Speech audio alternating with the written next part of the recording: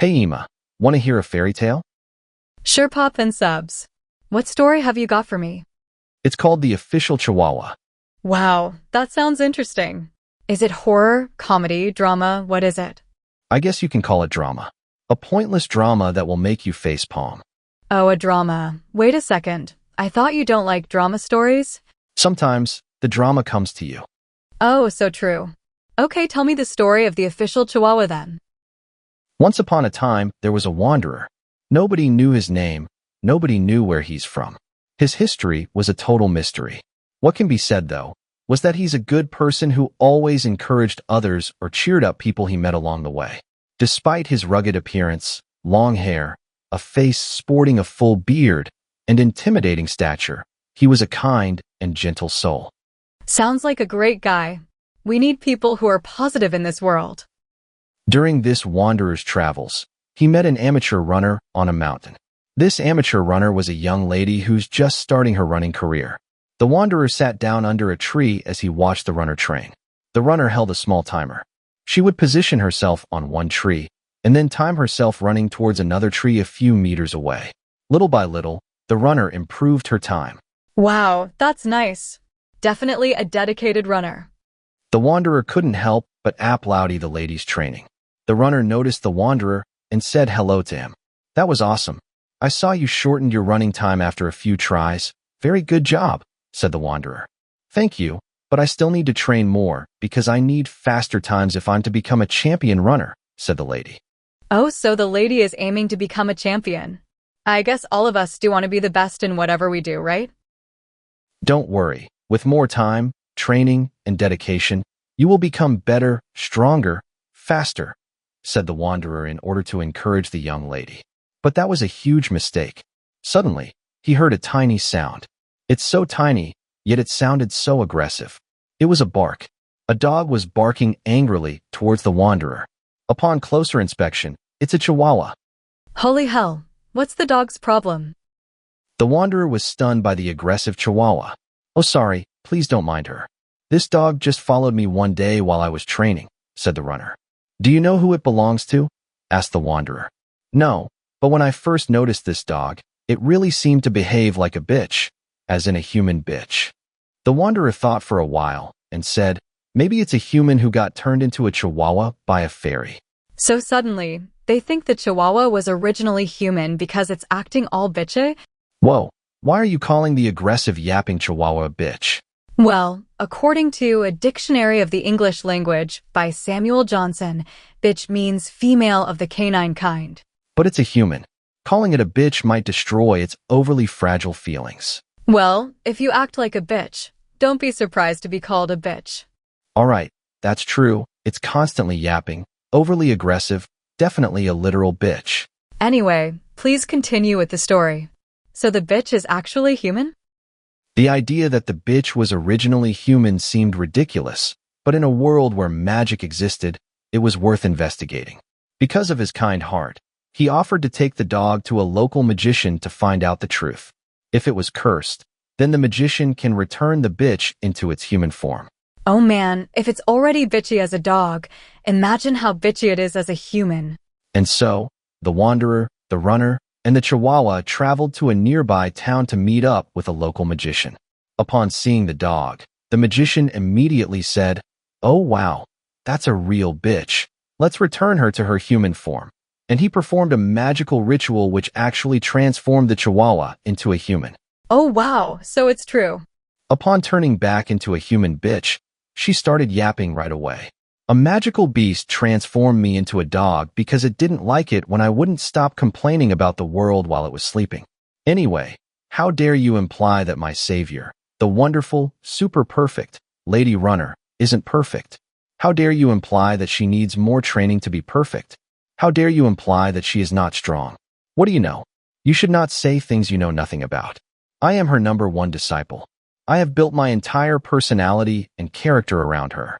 I want to be relevant and feel important like a big shot, so I'm sticking with her. Any imperfect views about her, even if it's well-meaning, triggers me. The human bitch won't stop yapping, much to the shock of everyone. Finally, the wanderer said it. Can you please turn her back into a Chihuahua? To which the magician nodded in agreement before magically transforming the human bitch back into a bitch of the canine kind. Everyone was happy. The magician went back to his peaceful life. The lady runner continued her training. The wanderer finally wandered again. Wait a second. This can't be the ending, right? Of course not. And as the wanderer wandered again, what happened to the dog? Without surprise, it started following the wanderer no matter how many times he tried to ignore this attention-hungry bitch. No matter where he went, the little Chihuahua barked at him nonstop. The little bitch kept acting like a perpetually offended, mentally unstable psycho. Oh my lord, poor wanderer. That's what he gets for exercising free speech. Finally, the wanderer found a dog adoption center and left the constantly offended Chihuahua. Years passed, and the Chihuahua never got adopted because everybody said it acted too much like an annoying bitch. The end. And the moral of the story is? The moral of the story is that an idol's career can be ruined by the bad behavior of their fans. There are many examples even now in K-pop, C-pop, Western pop, and even P-pop, where fans are overly aggressive to criticism of their idols to the point that they scare away future fans. Sometimes, they even get overly aggressive even if you said nothing bad as long as they believe you don't perceive their idol as perfect. Where the hell did that come from? Anyway, that's true. It's very common on the internet where you're actually praising a newbie idol, but if you say that you believe they'll grow stronger and better in the future, you'll get attacked by the handful of fans they have, and they'll say you're extremely rude and offensive, and you shouldn't say things you know nothing about. It doesn't make sense because you never said anything wrong or bad. They're just being overly protective of their idol that they appear cultish in behavior. Actually, they appear to be mentally unstable. You said the right words, mentally unstable.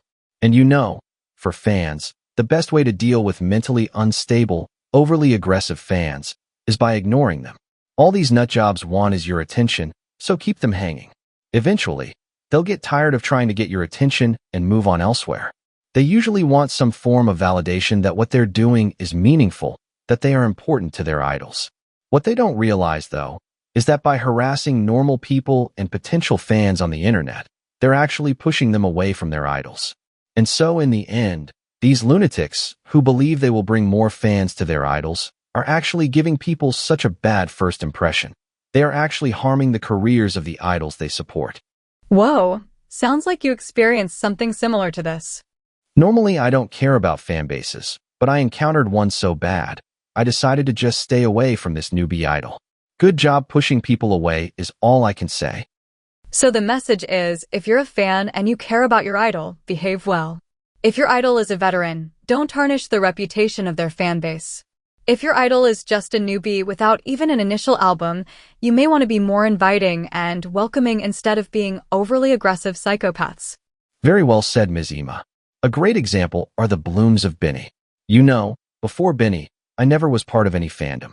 I'm just not really the type of person who likes joining things to be part of a collective. I'm a very individualistic person, you see. I'm the loner type. I prefer being alone. But with the blooms, you know what happened? I naturally gravitated towards Benny, and then to the blooms, to the point that I now identify as a bloom. Do you know why that happened? It's because the blooms welcomed me. It didn't matter to the blooms when I said I didn't really like Benny when I first saw them many years ago. It didn't matter to the blooms that I thought of Benny as just another song revival group. The blooms understood that my impression of Benny was based on the past when Benny was just starting. The blooms were very kind and positive towards me. And since I started to love both Benny and the blooms, that's what inspired me to put in my own time and effort to translate and make subtitles for Benny content. This is something I can relate to as well. The blooms have always been very positive. You can see that the blooms and Benny complement each other. Benny is this idol group that is just full of love and happy vibes, and the blooms are just the same. They're a fandom that spreads love and happiness.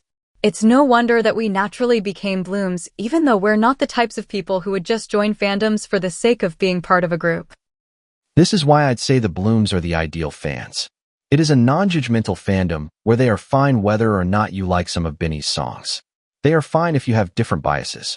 They won't discriminate you just because you're late to the party and you just discovered Benny. In short, the blooms live up to the reputation and values that Benny themselves promote, which is inclusivity and love.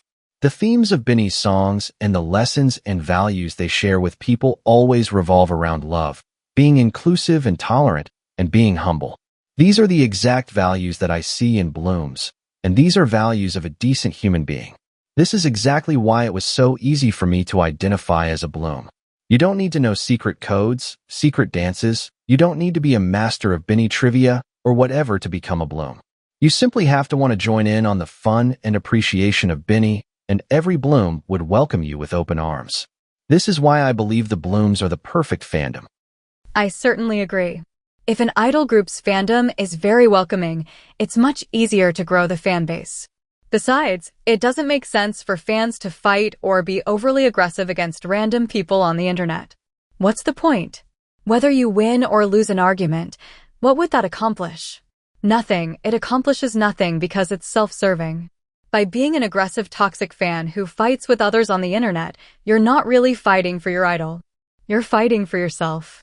You just want to validate that you are doing something important for your idol, even if in reality, you are hurting them by scaring people away from the idol's fandom.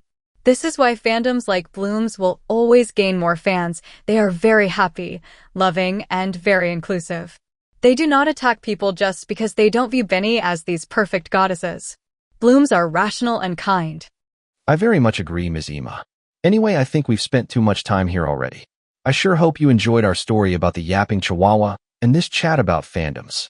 Bye everyone, and remember, be a good fan if you love your idol.